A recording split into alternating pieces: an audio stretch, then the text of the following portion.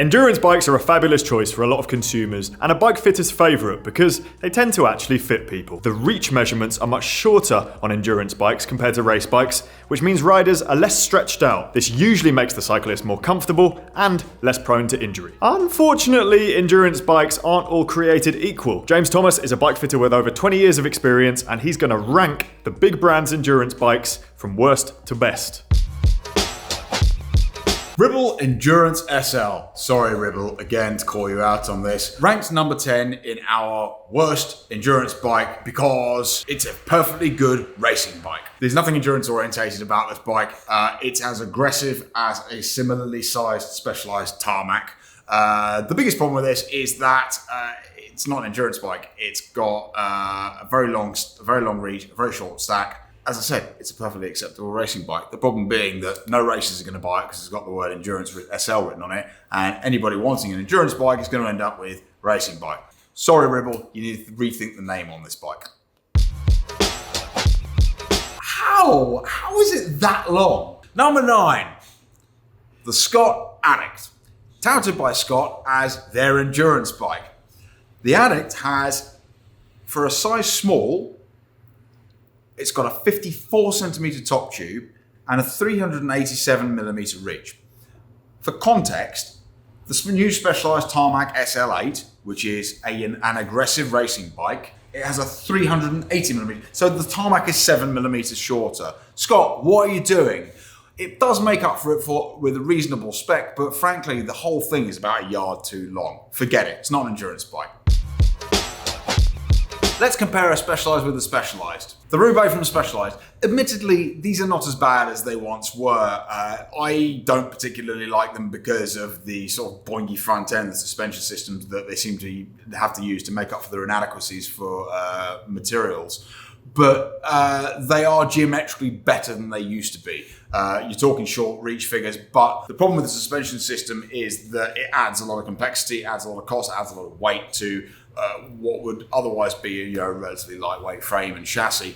But their geometries are not as bad as they used to be. So you're talking still quite tall stacks and short reaches. In comparison to its sister bike, the Tarmac, they are 10 millimeters shorter in the reach and a reasonable amount taller in the stack, a good 40 millimeters taller in the stack. So the whole thing is going to be more upright and shorter, but not quite as upright and not quite as short as some of the other bikes in this list. The Trek Domani.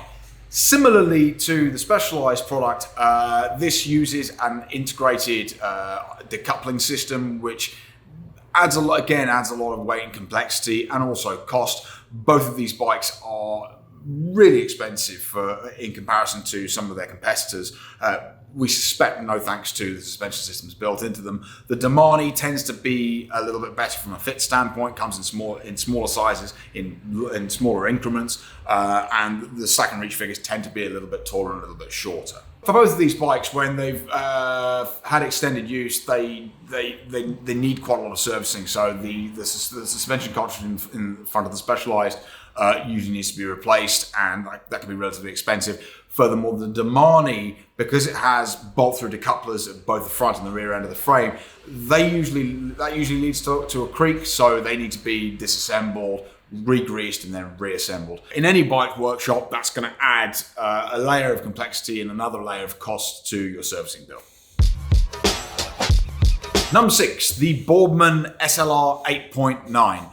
This one we had a look at because we thought actually it offered a pretty good spec for the money. You can get 105 hydraulic brakes and transmission for around £1,700. It's got middle of the road geometry, so although it's not as tall and short as some of the bikes on this list, it's kind of not as long or as low as others.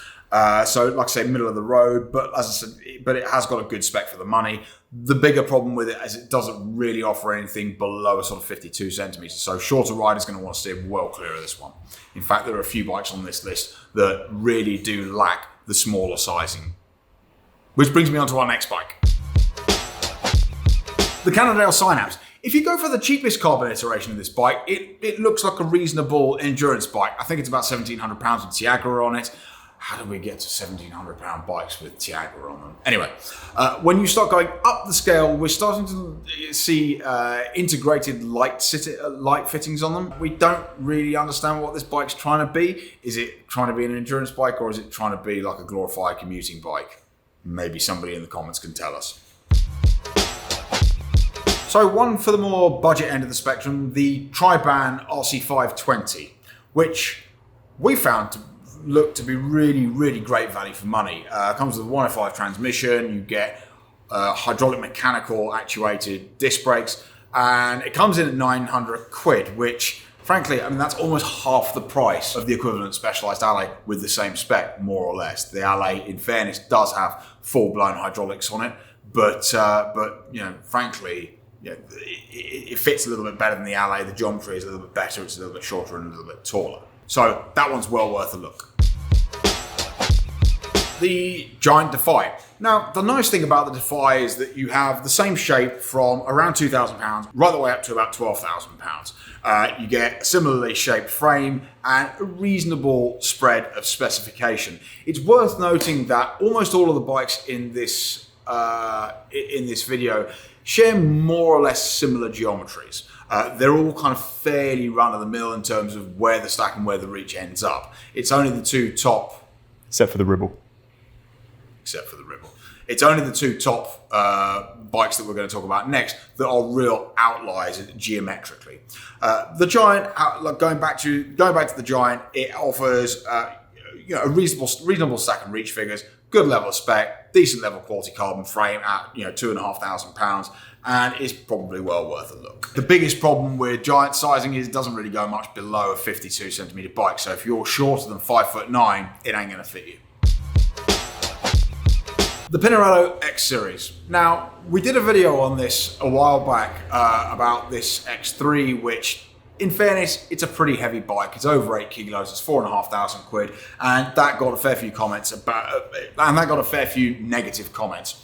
Fair and understandable. Pinarello since have launched an X5 and X7 models, which now feature Toray carbon fibre frames, which is significantly lighter, as well as the addition of carbon fibre wheels. You're talking 5,700 quid for the X5, which is an entry-level Toray carbon fibre frame, or £7,000 for the X7, which is a higher-level Toray carbon frame with Ultegra and better wheels. This bike, as I said in that video, is an absolute game changer. It features one of the tallest stacked and shortest reaches on the market. What that means is longer stems and less spaces, generally meaning that the bike's going to handle a lot better and it's going to fit a lot better.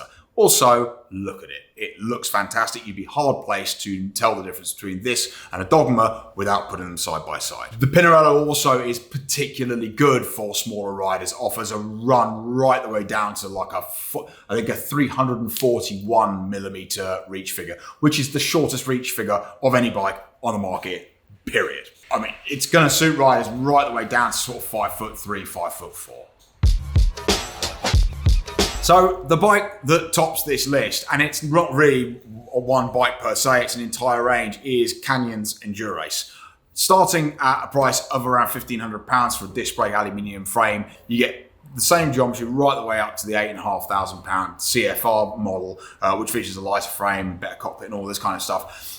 The best thing about these bikes is that they offer fantastic stack and reach figures, very, very tall, very, very short, which, as we said earlier, means less spaces and longer stems. Also, generally speaking, doesn't mean you're not going to have to compromise them as much in order to get them to fit.